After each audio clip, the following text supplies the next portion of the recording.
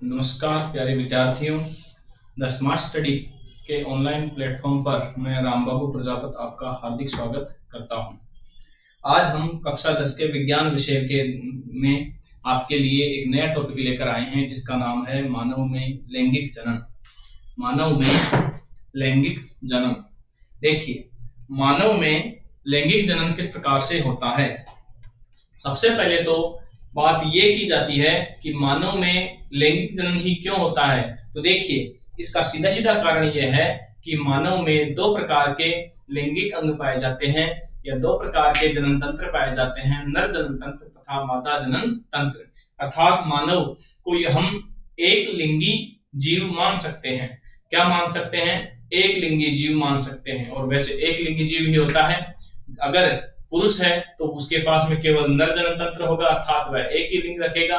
और मादा है, स्त्री है ना, तो उसमें कौन सा होगा? मादा जनन तंत्र होगा। इसलिए हम पुरुष को कैसा मान सकते हैं? एक लिंगी जीव मान सकते हैं। तो मान क्या सकते हैं? मानव वास्तव में एक लिंगी जीव ही होते हैं, एक लिंगी प्राणी ही होते हैं। अब देखते हैं कि मानव में लैंगिक जनन किस प्रकार से होता है। तो देखिए, जब हम किसी शिशु के जन्म लेने के पश्चात उसकी वृद्धि और विकास की अवस्थाओं को देखते हैं तो हम देखते हैं कि बचपन से, जन्म से जब बालक में वृद्धि होती है, विकास होता है, सबसे पहले उसके दूध के दांत आते हैं। जब दूध के दांत आते हैं तो उस अवस्था में बालक शिशु के रूप में होता है। फिर बाल्यावस्था में आता है, उसके शरीर में वृद्धि होती है, शारीरिक वृद्धि होती है, हाथ पैरों में वृद्धि होती है, साथ ही उसकी बुद्धि का भी विकास होता है। धीरे धीरे हम देखते जाते हैं कि बाल्यावस्था से जब व्यक्ति युवावस्था में आता है, किशोरावस्था में प्रवेश करता है, तो हम देखते हैं कि उसके जो दूध के दांत है वो टूटकर नए दांत आने लगते हैं, स्थायी दांत आने लगते हैं। तथा कुछ परिवर्तन ऐसे होते हैं कि उन परिवर्तनों के कारण बालक में अकस्मात परिवर्तन आते हैं और वे अकस्मात परिवर्तन बालक की पूरी दिनचर्या को बदल कर रख देते हैं। हम देखते हैं कि उस स्थिति में बालक का जो चेहरा है बिल्कुल तेलीय हो जाता है, उसकी त्वचा है बिल्कुल तेलीय हो जाती है और उसके शरीर पर बाल भी आने लगते हैं और जननांगों में जो जननांग होते हैं उन पर भी बाल आने लगते हैं और उनकी त्वचा का रंग भी गहरा होने लगता है।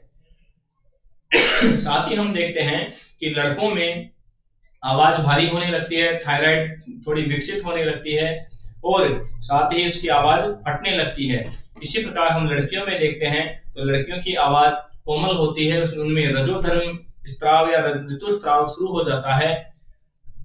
साथ ही जननांगों का विकास होने लगता है और जो लड़कियां होती है, लड़कियों में स्तनों का विकास होने लगता है और जो स्तनाग्र होते हैं उनकी त्वचा का रंग गहरा होने लगता है। ऐसे कई परिवर्तन हम देखते हैं। साथ ही हम देखते हैं कि किशोरावस्था के दौरान जो बालक बालिकाएं हैं वे अपने और दूसरों के प्रति सजग प्रवृत्ति दर्शाते हैं, अर्थात वे काफी सजग रहते हैं कि कोई व्यक्ति हमारे बारे में क्या सोच रहा है, कैसे सोच रहा है, वो क्या चाहता है, हम क्या चाहते हैं। इस प्रकार की कई क्रियाएं बालकों के दिमाग में चलती रहती है। साथ ही दिवा स्वप्न जैसी समस्याएं भी बालकों को घेर लेती है। तो इसका मतलब यह है कि इस किशोरावस्था के दौरान बालक में एक नई अवस्था का आरंभ होता है जिसे हम यौवनारंभ कहते हैं। क्या कहते हैं? यौवनारंभ। और इस यौवनारंभ की स्थिति में बालक बालिकाओं में जनन परिपक्वता विकसित होती है।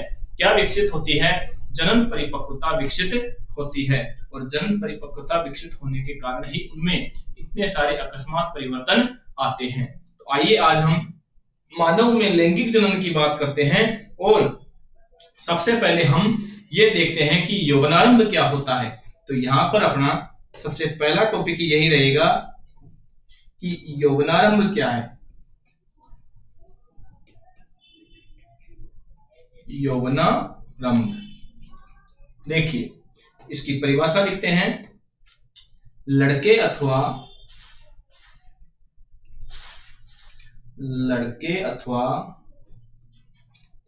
लड़कियों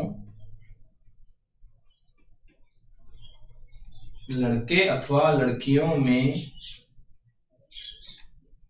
जनन परिपक्वता, लड़के अथवा लड़कियों में जनन परिपक्वता का होना ही यौवनारंभ कहलाता है। क्या कहलाता है? यौवनारंभ कहलाता है। तथा इस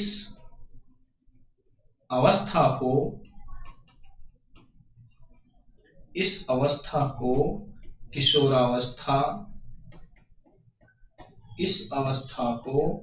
किशोरावस्था, या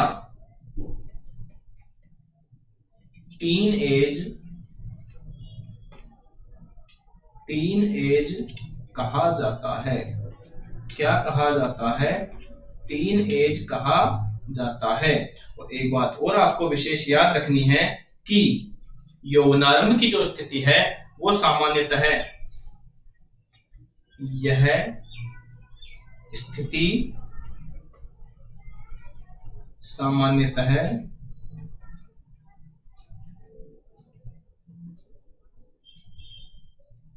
सामान्यतः 11 से 14 वर्ष के बालक बालिकाओं 11 से 14 वर्ष के बालक बालिकाओं में उत्पन्न होती है। तो देखिए क्या समझ में आया कि लड़के तथा लड़कियों में जनन परिपक्वता का होना ही क्या कहलाता है? यौवनारंभ कहलाता है। और इस अवस्था को क्या कहते हैं? किशोरावस्था या टीन एज कहा जाता है। तथा यह स्थिति कब आती है? 11 वर्ष से लेकर 14 वर्ष तक के बालक बालिकाओं में इस प्रकार की स्थिति उत्पन्न होती है। और इस स्थिति के दौरान बालकों में अकस्मात कई प्रकार के परिवर्तन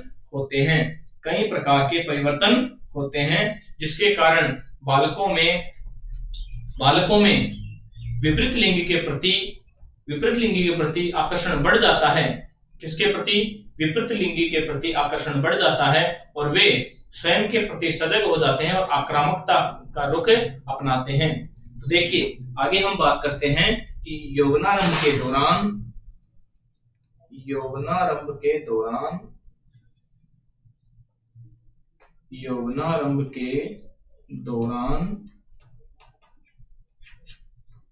लड़के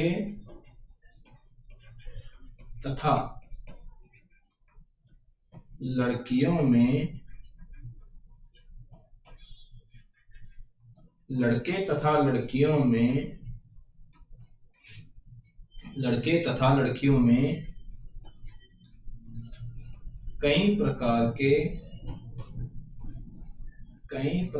के अकस्मात परिवर्तन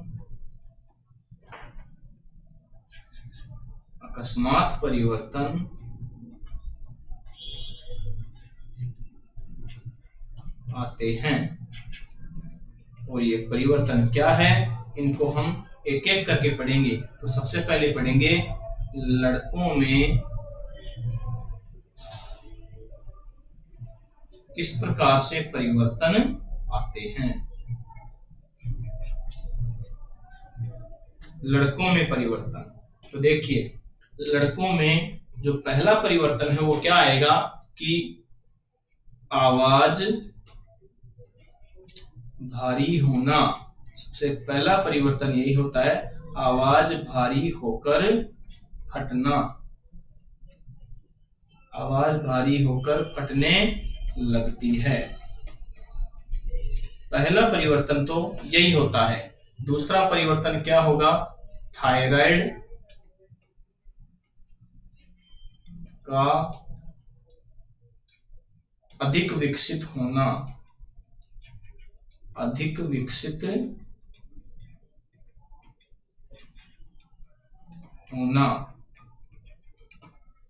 तीसरा परिवर्तन क्या होगा इसमें? दाढ़ी मूछ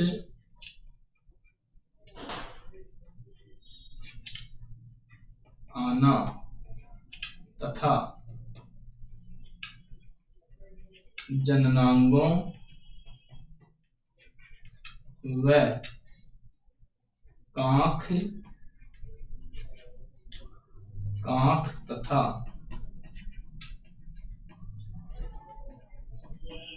जांघों के मध्य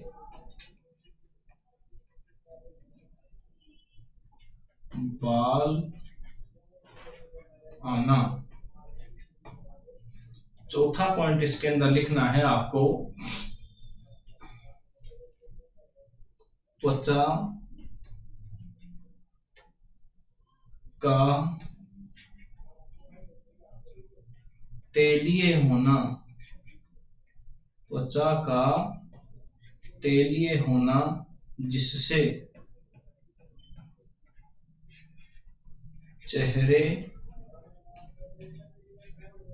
पर कील मुहासे निकल आना।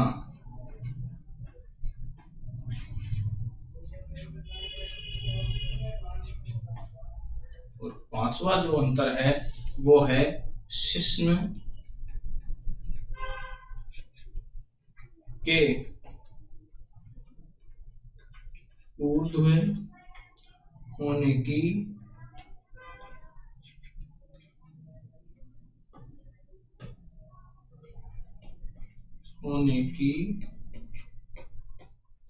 क्षमता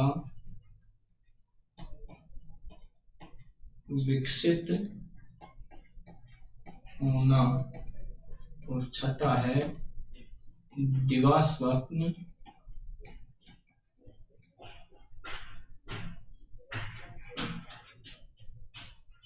जैसी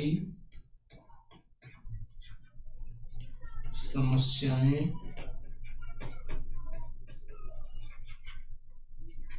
उत्पन्न होना।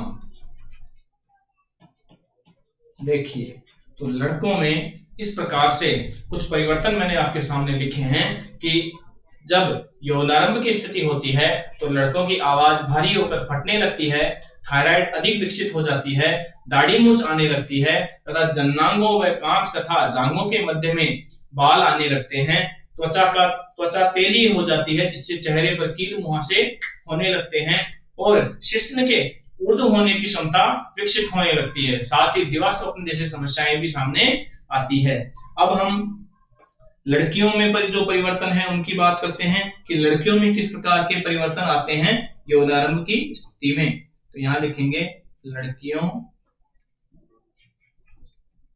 में परिवर्तन। लड़कियों में परिवर्तन, तो देखिए लड़कियों में किस किस प्रकार से परिवर्तन आते हैं। तो हम सबसे पहले लिखते हैं कि त्वचा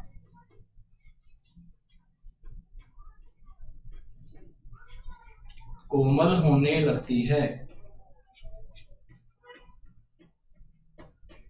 त्वचा कोमल होने लगती है। दूसरा, स्तनों के आकार में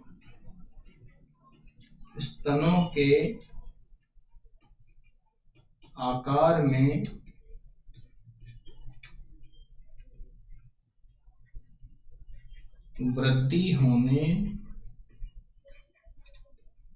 लगती है। तीसरा पॉइंट ध्यान रखना है, स्तनाग्र की त्वचा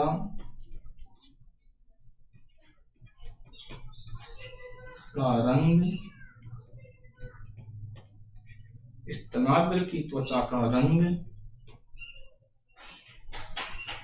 गहरा होने लगता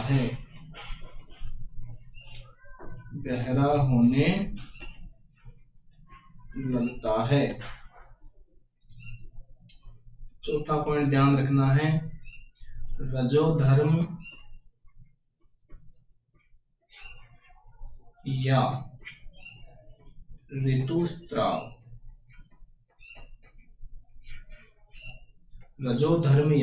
ऋतुस्राव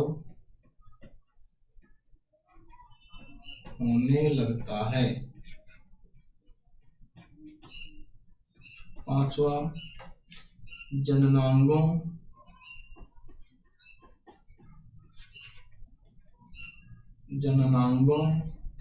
पर बाल आने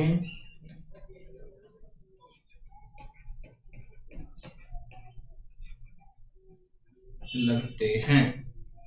देखिए, इसके साथ ही आप इसमें कुछ लड़कों के जो परिवर्तन है, जैसे त्वचा का तेलीय होना, वो भी इसमें हम लिख सकते हैं। ठीक है, साथ ही और भी जैसे कि त्वचा का तेलीय होना और दिवास्वप्न जैसी समस्याएं और कांख व जांघों के मध्य बाल आना, इस प्रकार के परिवर्तन हम लड़कियों में भी लिख सकते हैं। तो यहाँ पर हम यौनारंभ के दौरान होने वाले परिवर्तनों की बात कर रहे थे कि लड़कों में किस प्रकार के परिवर्तन देखे जाते हैं तथा लड़कियों में किस प्रकार के परिवर्तन देखे जाते हैं। देखिए, यौनारंभ की स्थिति में जो लड़के और लड़कियां अर्थात जो किशोर और किशोरियां होती है, उनमें एक विशेष प्रकार की गंध आने लगती है, जिससे वे विपरीत लिंगी जो लोग होते हैं उनकी तरफ आकर्षित होने लगते हैं तथा अपने बारे में ही वे सोचते हैं और अपने भविष्य के बारे में विचार करते हैं और काफी सजग होते हैं तथा उन्हें हमेशा एक ही बात की चिंता रहती है कि मैं क्या हूं, कैसा हूं, मेरे बारे में कौन क्या सोच रहा है, कैसा सोच रहा है, इन बातों पर उनका ज्यादा ध्यान रहता है। तो देखिए, यहाँ पर यौनारंभ के बारे में जो भी परिवर्तन मैंने लिखे हैं, प्रश्न आता है कि यौनारंभ के समय लड़कियों में किस प्रकार के परिवर्तन देखे जाते हैं, या फिर लड़कों में यौनारंभ के समय होने वाले परिवर्तनों की व्याख्या कीजिए। तो यहाँ पर मैंने आपको दोनों ही प्रकार के परिवर्तन दिखा दिए हैं कि लड़कों में जो परिवर्तन होते हैं वो कैसे होते हैं और लड़कियों में परिवर्तन कैसे होते हैं। आगे हम बात करते हैं कि मानव में लैंगिक जनन के लिए किस प्रकार के तंत्र कार्य करते हैं। तो देखिए, मानव में दो प्रकार के जनन तंत्र कार्य करते हैं। एक बात आपको मोस्टली याद रखनी है कि मानव एक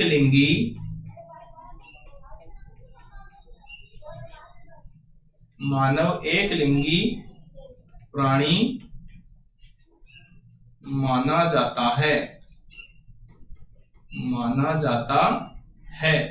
जिसमें दो प्रकार के जनन तंत्र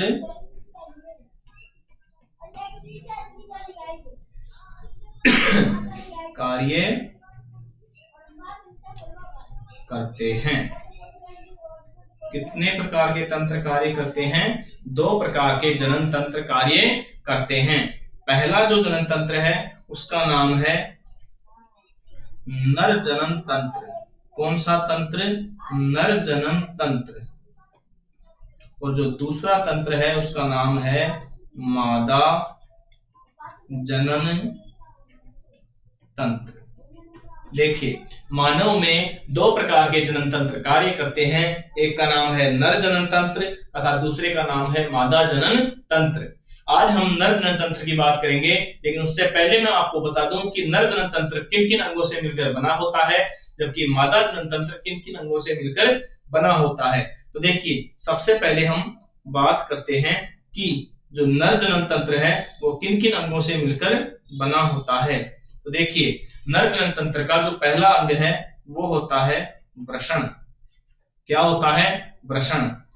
इसी प्रकार अगर मादा जनन तंत्र की बात करें तो मादा जनन तंत्र का पहला जो अंग होता है वो होता है अंडाशय। और ये आपने अंतःस्रावी ग्रंथियों में पढ़ा होगा कि नर के अंदर वृषण ग्रंथि पाई जाती है, जबकि मादा के अंदर अंडाशय ग्रंथि पाई जाती है। और जो वृषण होते हैं ये किसका निर्माण करते हैं? शुक्राणु का निर्माण करते हैं और एक हार्मोन स्रावित करते हैं जिसका नाम है टेस्टोस्टेरोन। जबकि अंडाशय ग्रंथि अंडाणुओं का निर्माण करती है तथा दो प्रकार के हार्मोन स्रावित करती है जिनका नाम है एस्ट्रोजन तथा प्रोजेस्टेरोन। बात करते हैं दूसरे अंग की, तो इसके अंदर वृषण कोष पाए जाते हैं। क्या पाए जाते हैं? वृषण कोष। ये वृषण कोष क्या होते हैं? तो जो वृषण होते हैं, इन वृषण को सुरक्षा प्रदान करने के लिए एक कक्ष होता है, उस कक्ष को ही हम क्या कहते हैं? वृषण कोष कहते हैं। जबकि इधर जो दूसरा अंग होता है वो होती है अंडवाहिनी। क्या होती है? अंडवाहिनी, और इस अंडवाहिनी को हम फैलोपियन ट्यूब भी कह सकते हैं। तीसरा जो अंग है वो तीसरा अंग इसमें हो जाएगा शुक्रवाहिनी। क्या हो जाएगा? शुक्रवाहिनी। शुक्रवाहिनी के पश्चात शुक्राणु कहां पहुंचेंगे? शुक्राशय में। कहां पहुंचेंगे? शुक्राशय में। क्षय लग गया, इसका मतलब ये किस संरचना है? एक थैलीनुमा संरचना है। इसी प्रकार इधर अंडवाहिनियां, दो अंडवाहिनियां मिलकर एक थैलीनुमा संरचना बनाती है, जिसे हम क्या कहते हैं? अंडाशय कहते हैं। क्या कहते हैं उसे? अंडाशय कहते हैं। इधर पांचवा अंग हो जाएगा शुक्राशय के पश्चात प्रोस्टेट ग्रंथि। कौन सी ग्रंथि? प्रोस्टेट ग्रंथि। और यह एक बहिस्त्रावी ग्रंथि होती है। कैसी ग्रंथि होती है? बहिस्त्रावी ग्रंथि होती है। इधर जो चौथा अंग हो जाएगा वो हो जाएगा अंडाशय के पश्चात, सॉरी मिस्टेक हो गई, यहां पर अंडाशय के बजाय आएगा गर्भाशय। क्या आएगा? गर्भाशय, जबकि यहां पर आएगा योनि। देखिए ये मादा जनन तंत्र के अंग कंप्लीट हो गए हैं। इधर नर जनन तंत्र में प्रोस्टेट ग्रंथि हो गई। छठा अंग हो जाएगा मूत्रमार्ग, और सातवां अंग हो जाएगा इसके अंदर शिश्न। मैं थोड़ा ऊपर लिख देता हूं इसको, सातवां अंग मैं इधर लिख देता हूं, इसका नाम है शिश्न। तो देखिए हम नर जनन तंत्र के अंदर इन 7 अंगों के बारे में विस्तार पूर्वक अध्ययन करेंगे। तो अगला अपना टॉपिक रहने वाला है नर जनन तंत्र। चित्र आपको दिख रहा होगा, मानव नर जनन तंत्र। यहाँ पर देखिए चित्र में आपको लिखा हुआ है चित्र मानव नर जनन तंत्र। देखिए ये जो नर जनन तंत्र का चित्र दिख रहा है आपको, हम एक एक अंग के बारे में बात करते हैं। सबसे पहले बात करते हैं वृषण की। वृषण क्या होता है? तो देखिए ये जो अंडाकार जो संरचना आपको दिख रही है, इस संरचना को कहा जाता है वृषण। और वृषण हमारे नर जनन तंत्र में प्राथमिक अंग के तौर पर कार्य करता है। मतलब पहला जो अंग है वो क्या है? वृषण है। कौन सा है? वृषण। और वृषण के 2 ही कार्य हैं, एक तो शुक्राणु का निर्माण करना और दूसरा टेस्टोस्टेरोन हार्मोन स्रावित करना। ठीक है। अब ये जो वृषण है, इस देखिए इस कोष जैसी संरचना में ये कक्ष जैसी संरचना दिख रही है आपको, इस संरचना के अंदर सुरक्षित है। कारण एक और है कि ये शरीर से बाहर होता है। किससे बाहर होता है? शरीर की संरचना से बाहर स्थित होता है। कारण क्या है कि शुक्राणुओं के निर्माण के लिए हमें शरीर से कम तापमान की आवश्यकता होती है। इसके लिए वृषण कोष बनाया गया है। क्या बनाया गया है? इसके लिए वृषण कोष बनाया गया है। और इस वृषण कोष में वृषण शरीर के बाहर स्थित होते हैं और यहाँ का तापमान मानव शरीर के तापमान से कम होता है, जिससे शुक्राणु का निर्माण होता है। जब शुक्राणु का निर्माण होता है तो शुक्राणु इस नलिका के द्वारा, ये देखिए ये जो नलिका आपको दिख रही है, इस नलिका के द्वारा शुक्राणु प्रवाहित होते हैं और यहाँ पर आकर ये जो संरचना है, इस थैलीनुमा संरचना में आकर एकत्रित हो जाते हैं। और इस संरचना का नाम क्या है? शुक्राशय। और देखिए ये जो नलिका है, इस नलिका का नाम क्या है? इस नलिका का नाम दे रखा है शुक्रवाहिनी। शायद लिखा हुआ नहीं है, मैं लिख देता हूं। इस नलिका का नाम है शुक्रवाहिनी। तो देखिए वृषण से शुक्राणुओं को लेकर शुक्राशय तक पहुंचाने वाली जो नलिका होती है, उस नलिका को क्या बोला जाता है? शुक्रवाहिनी कहा जाता है। और शुक्रवाहिनी से होते हुए शुक्राणु कहां पहुंचते हैं? शुक्राशय में पहुंचते हैं। और शुक्राशय क्या करता है? शुक्राशय शुक्राणु के साथ में एक तरल पदार्थ का भी विमोचन करता है। और जो तरल पदार्थ है वो शुक्राणु को गति प्रदान करते हैं, ऊर्जा प्रदान करते हैं, जिससे वीर्य का निर्माण होता है। किसका निर्माण होता है? वीर्य का निर्माण होता है। और ये शुक्राशय द्वारा जो वीर्य है कहाँ जाता है? ये जो आपको संरचना दिख रही है भूरे रंग की, देखिए ये जो भूरे रंग की संरचना आपको दिख रही है, इसका नाम है प्रोस्टेट ग्रंथि। क्या नाम है? प्रोस्टेट ग्रंथि। और ये अखरोट आपने देखा होगा, अखरोट के दाने के समान होती है। अखरोट होता है, अखरोट के समान इसकी आकृति होती है। यह मूत्र मार्ग और शुक्रवाहिनी के जो शुक्र मार्ग होता है उनके मध्य में स्थित होती है। दोनों को संयुक्त मार्ग बनाती है। और यह मूत्र जो मूत्र विसर्जन और जो विशाल शुक्राणुओं का जो स्खलन होता है, उन दोनों क्रियाओं को ये नियंत्रित करती है। देखिए, और प्रोस्टेट के ऊपर जो एक थैलीनुमा संरचना आपको दिख रही होगी, इस थैलीनुमा संरचना को कहा जाता है मूत्राशय। इस मूत्राशय से जो नलिका आ रही है, इस नली को कहते हैं मूत्र नलिका। ये देखिए, ये जो मूत्र नलिका यहाँ से आ रही है, ये नलिका कहाँ से आ रही है? वृक्क से होते हुए आ रही है। हमने पढ़ा था उत्सर्जन के अंदर कि वृक्क से जो नलिका आती है वे आगे आकर मूत्र नलिका में बदल जाती है, और मूत्र नलिका कहाँ की खुलती है? शुक्राशय में। कहाँ की खुलती है? शुक्राशय में आकर खुलती है। और शुक्राशय में क्या एकत्रित होता है? मूत्र एकत्रित होता है। लेकिन शुक्राशय के आगे ही मूत्र नलिका पर एक अखरोट जैसी आकृति होती है, जिसे हम क्या कहते हैं? प्रोस्टेट ग्रंथि कहते हैं। और ये प्रोस्टेट ग्रंथि शुक्र वाहिनी और मूत्र वाहिनी दोनों के मार्ग को संयुक्त मार्ग बना देती है, और यहां से एक संयुक्त मार्ग जाता है। इस संयुक्त मार्ग को हम क्या कहते हैं? इस संयुक्त मार्ग को हम कहते हैं मूत्र मार्ग। क्या कहते हैं इसे? मूत्र मार्ग कहते हैं। और इस मूत्र मार्ग के माध्यम से मूत्र विसर्जन भी होता है और वीर्य स्खलन भी होता है। तो ये जो प्रोस्टेट ग्रंथि है, ये संयुक्त नलिका बनाती है। तो ध्यान रखना है कि शुक्र वाहिनी और मूत्र वाहिनी किस ग्रंथि के पश्चात संयुक्त होकर एक नलिका में बदल जाती है? तो आंसर क्या होगा? प्रोस्टेट ग्रंथि। क्या होगा? प्रोस्टेट ग्रंथि। अर्थात प्रोस्टेट ग्रंथि के पश्चात शुक्र वाहिनी और मूत्र वाहिनी दोनों संयुक्त होकर मूत्र मार्ग का निर्माण करती है। किसका निर्माण करती है? मूत्र मार्ग का निर्माण करती है। और इस मूत्र मार्ग की संरचना पर जो पेशी संरचना होती है, इस पेशी संरचना को हम बोलते हैं शिश्न। इस शिश्न का क्या कार्य है? तो देखिए, पहला काम तो यही है, वीर्य स्खलन और मूत्र विसर्जन। साथ ही इसका एक और कार्य है कि मैथुन क्रिया के दौरान यह उन्नत अवस्था में आकर जो शुक्राणु होते हैं, उन शुक्राणुओं को मादा जननांग में छोड़ने का कार्य करता है, जिससे निषेचन क्रिया होती है और लैंगिक जनन संपन्न होता है। तो आपको आशा करता हूं कि जो नर जनन तंत्र का चित्र आपको दिख रहा है, ये आपको समझ में आया होगा। ये शुक्रवाहक नहीं है, शुक्रवाहिका है। मैंने इधर साइड में नाम लिख दिया है शुक्रवाहिनी। ठीक है, अब हम इसको विस्तार पूर्वक आगे पढ़ते हैं। तो देखिए, टॉपिक रहेगा अपना नर जनन तंत्र। क्या रहेगा? नर जनन तंत्र। और इसके बारे में हम एक एक अंग के बारे में विस्तार पूर्वक लिखेंगे। तो सबसे पहली लाइन क्या लिखेंगे इसके अंदर? हम देखिए, यह तंत्र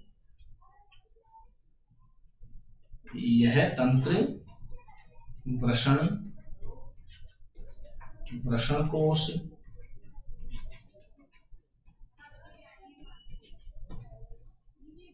शुक्रवाहिनी,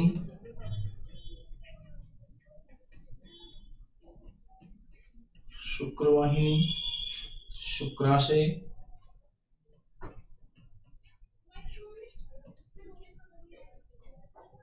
प्रोस्टेट ग्रंथि, मूत्र मार्ग तथा शिश्न जैसे अंगों से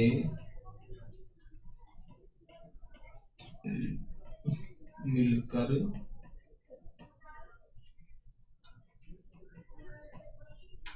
बना होता है।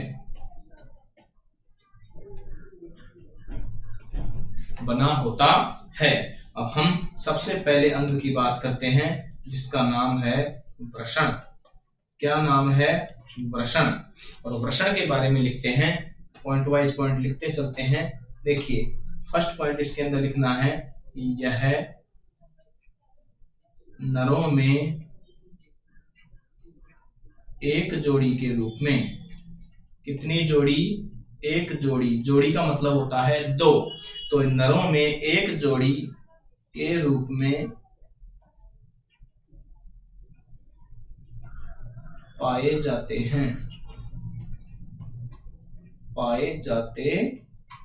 हैं। दूसरा, इसका कार्य क्या हो जाएगा? ये शुक्राणुओं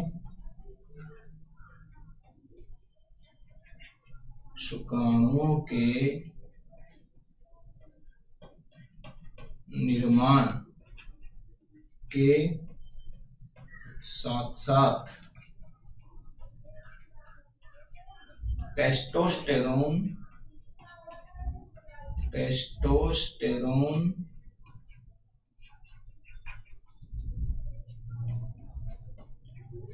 हार्मोन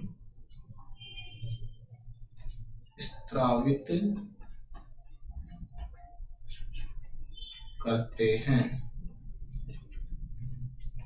कौन सा हार्मोन स्रावित करते हैं? टेस्टोस्टेरोन हार्मोन स्रावित करते हैं। और तीसरा पॉइंट इसके अंदर क्या याद रखना है, ये कहाँ स्थित होते हैं? तो ये वृषण कोश में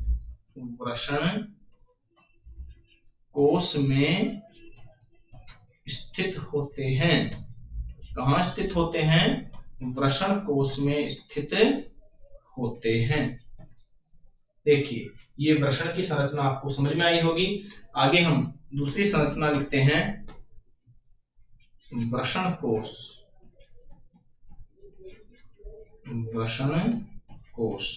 और इस वृषण कोश का एक ही कार्य है, और वो कार्य क्या है कि यह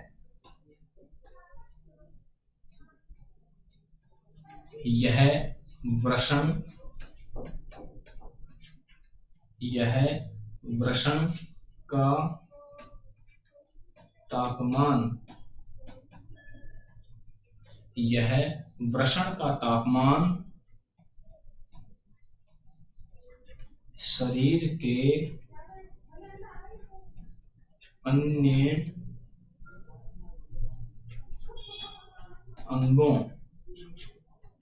शरीर के अन्य अंगों से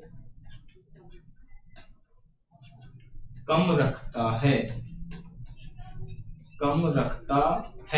और कम क्यों रखता है? क्योंकि शुक्राणुओं के निर्माण के लिए कम तापमान की आवश्यकता होती है, जबकि शरीर का तापमान काफी अधिक होता है। इसलिए वृषण कोश क्या करता है कि ये शरीर के अन्य अंगों के तापमान से वृषण का तापमान कम रखता है।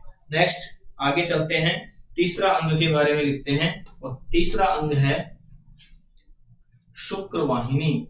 कौन सी वाहिनी? शुक्रवाहिनी। अब देखिए, नाम से ही पता चल रहा है, आपको मैंने पाचन तंत्र से ही बताया है कि जहां वाहिनी शब्द जुड़ जाए, वाहिनी का अर्थ होता है लेकर जाने वाली, और जो लेकर जाएगी वो शरीर में क्या होगी? नलिका। जैसे पित्त वाहिनी, पित्त को लेकर जाने वाली, अंड वाहिनी, अंडाणुओं को लेकर जाने वाली, शुक्र वाहिनी, शुक्राणुओं को लेकर जाने वाली, रक्त वाहिनी, रक्त को लेकर जाने वाली वाहिनी। और इसी के अलावा और भी कई वाहिनियां होती है जो नलिकाओं के रूप में होती है। तो इसके अंदर हम क्या लिखेंगे? यह नलिका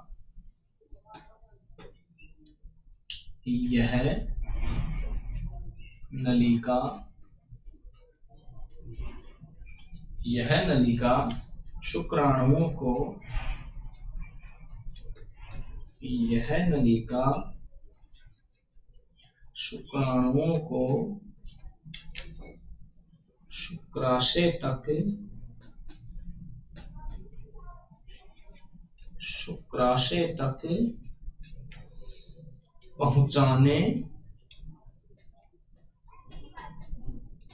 शुक्राशय तक पहुंचाने का कार्य करती है। किसको पहुंचाने का कार्य करती है? यह नलिका शुक्राणुओं को शुक्राशय तक पहुंचाने का कार्य करती है, तथा स्खलन वाहिनी का निर्माण करती है। कहां से करती है? शुक्राशय से। फिर ये नलिका किसका निर्माण कर देती है? स्खलन वाहिनी का निर्माण करती है। स्खलन वाहिनी का निर्माण करती है। ठीक है, नेक्स्ट अगले अंग की बात करते हैं, चौथा अंग। और चौथा अंग हो जाएगा शुक्राशय। क्या हो जाएगा? शुक्राशय। शय शब्द जुड़ रहा है, मतलब थैलीनुमा संरचना है। कैसी संरचना है? थैलीनुमा संरचना है। तो यहां लिखेंगे यह एक थैली नुमा संरचना, यह एक थैली नुमा संरचना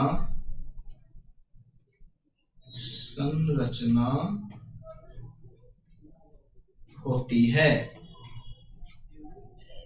थैली नुमा संरचना होती है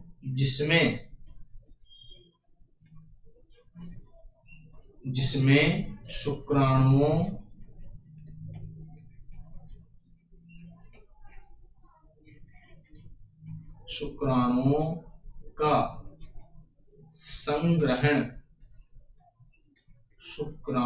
का संग्रहण होता है। किसका संग्रहण होता है? शुक्राणुओं का। तथा यह एक तरल पदार्थ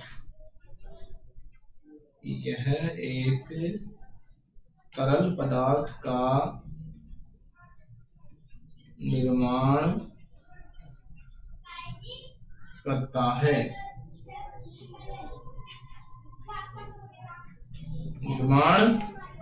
है जो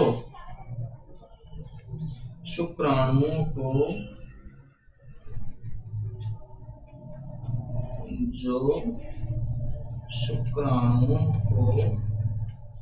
ऊर्जा व गति प्रदान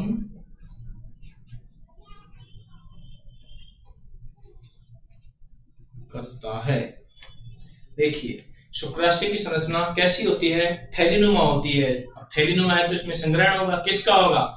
नाम ही शुक्राशय है तो शुक्राणुओं का इसमें संग्रहण होता है और ये एक तरल पदार्थ का भी निर्माण करता है और उसे शुक्राणुओं के साथ में स्त्रावित करता है, जिससे शुक्राणुओं को क्या मिलती है? ऊर्जा एवं गति प्रदान होती है। साथ ही आपको यह भी ध्यान रखना है कि जिस तरल पदार्थ का निर्माण करता है वही तरल पदार्थ वीर्य निर्माण में भी सहायक होता है। नेक्स्ट अगला अंग, पांचवा अंग देखते हैं अपन, और पांचवा अंग हो जाएगा प्रोस्टेट ग्रंथि। कौन सी ग्रंथि? प्रोस्टेट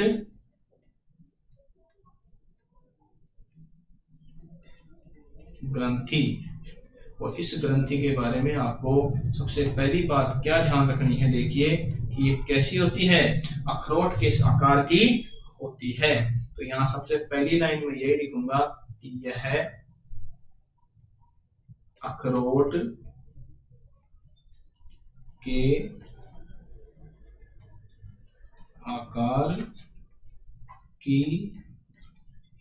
अखरोट के आकार की एक बहिस्त्रावी ग्रंथि। कैसी ग्रंथि? बहिस्त्रावी ग्रंथि होती है। कैसी ग्रंथि होती है? बहिस्त्रावी ग्रंथि होती है जो मूत्र विसर्जन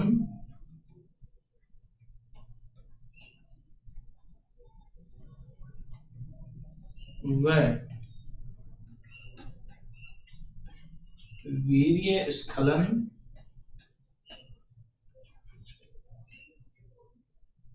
की क्रिया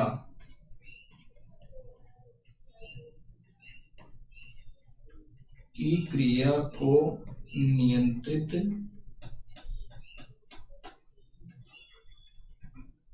करती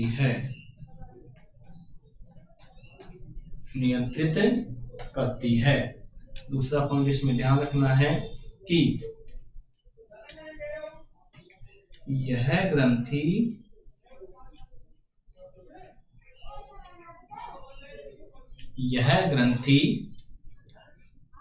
शुक्रवाहिनी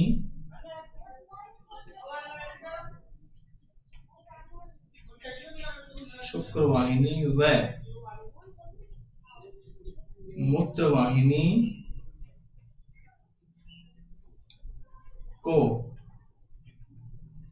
संयुक्त करके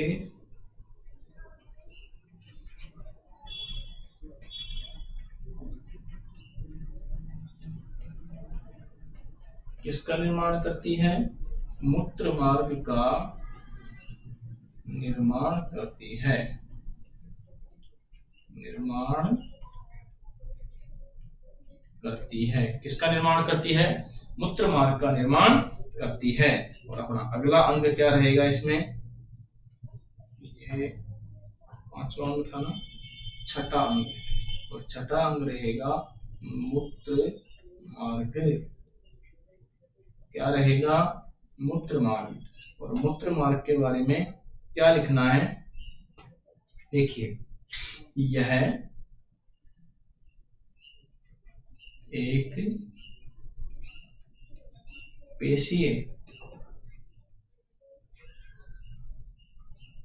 पेशीय नलिका, यह एक पेशीय नलिका है जो मूत्राशय से निकलकर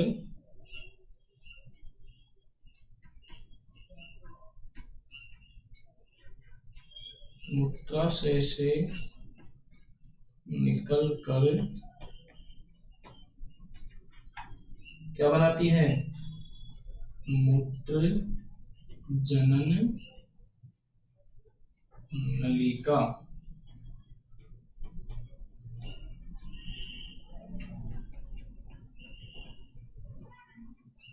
बनाती है। कैसी नलिका बनाती है? मूत्र जनन नलिका बनाती है। नेक्स्ट, आखिरी अंग नर जनन तंत्र का, जिसका नाम है शिश्न। क्या नाम है? शिश्न।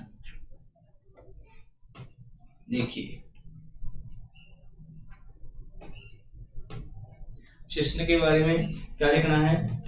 यह एक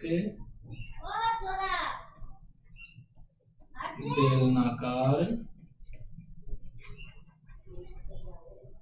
अंग है। यह एक बेलनाकार अंग है जो मैथुन क्रिया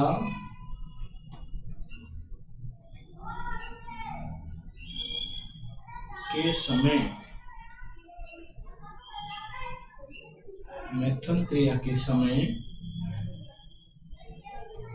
उन्नत अवस्था में आकर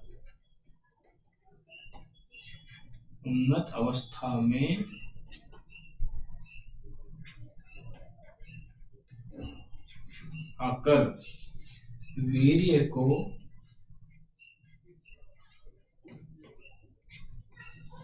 मादा जननांग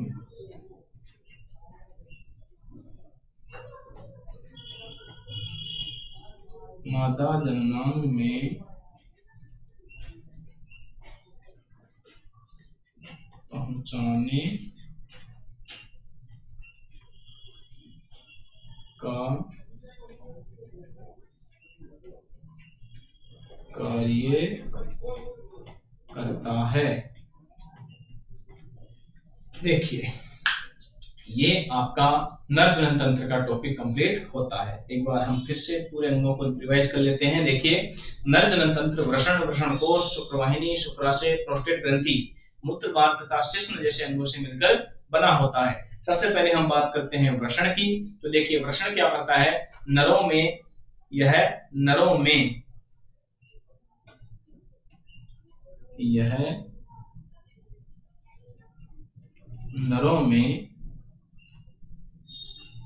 एक जोड़ी के रूप में पाए जाते हैं तथा ये शुक्राणु का निर्माण करते हैं, साथ ही टेस्टोस्टेरोन हार्मोन स्रावित करते हैं। और ये कहां पर स्थित होते हैं? वृषण कोश में स्थित होते हैं। दूसरा अंग है वृषण कोश। तो लिखना है, यह वृषण का तापमान शरीर के अन्य अंगों से कम रखता है। इसमें एक ही बात याद रखनी है कि वृषण कोश का क्या कार्य है? तो क्या कार्य है? यह वृषण का तापमान शरीर के अन्य अंगों से कम रखता है। इसका कारण आप दे सकते हो कि क्योंकि शुक्राणुओं के निर्माण के लिए कम तापमान की आवश्यकता होती है। नेक्स्ट आगे देखते हैं शुक्रवाहिनी। तो शुक्रवाहिनी एक नलिका होती है जो शुक्राणुओं को कहां पहुंचाती है? शुक्राशय तक पहुंचाने का कार्य करती है तथा स्खलन वाहिनी का निर्माण करती है। शुक्राशय क्या होता है? तो यह एक थैलीनुमा संरचना होती है जिसमें शुक्राणुओं का संग्रहण होता है तथा यह एक तरल पदार्थ का निर्माण करता है जो शुक्राणुओं को ऊर्जा व गति प्रदान करता है। साथ ही वीर्य के निर्माण में भी सहायक होता है। प्रोस्टेट ग्रंथि, तो ध्यान रखना है यह अखरोट के आकार की एक बहिस्रावी ग्रंथि होती है जो मूत्र विसर्जन व वीर्य स्खलन की क्रिया को नियंत्रित करती है। आगे देखिए, यह ग्रंथि शुक्रवाहिनी व मूत्रवाहिनी को संयुक्त करके मूत्र मार्ग का निर्माण करती है। और अगला अंग है मूत्र मार्ग। यह एक पेशीय नलिका है जो मूत्राशय से निकलकर क्या बनाती है? मूत्र जनन नलिका बनाती है। और लास्ट का अंग है शिश्न। यह एक बेलनाकार अंग है जो मैथुन क्रिया के समय उन्नत अवस्था में आकर, कैसी अवस्था में आकर? उन्नत अवस्था में आकर वीर्य को मादा जननांग में पहुंचाने का कार्य करता है। और मादा जननांग में जब वीर्य पहुंच जाता है तो वहां शुक्राणु गति करके कहां पहुंच जाते हैं? अंड कोशिका के पास पहुंचते हैं जिससे संलयन क्रिया होती है और युग्मनज का निर्माण होता है जो हम नर जनन तंत्र के दौरान पढ़ेंगे, मादा जनन तंत्र के दौरान पढ़ेंगे। तो हम अपनी नेक्स्ट क्लास के अंदर मादा जनन तंत्र के बारे में अध्ययन करेंगे और इसके साथ ही जनन स्वास्थ्य से संबंधित और भी कई बातों के बारे में अध्ययन करेंगे। तो वेट कीजिए अपनी अगली क्लास का। धन्यवाद।